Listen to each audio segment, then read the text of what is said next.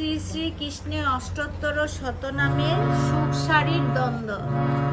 বৃন্দাবন বিলাসিনী রাই আমাদের, বৃন্দাবন বিলাসিনী রাই আমাদের, রাই আমাদের, রাই আমাদের, রাম নারায়ণ রাই আমাদের, বৃন্দাবন বিলাসিনী রাই আমাদের, বৃন্দাবন বিলাসিনী রাই আমাদের, বৃন্দাবন বিলাসিনী রাই আমাদের।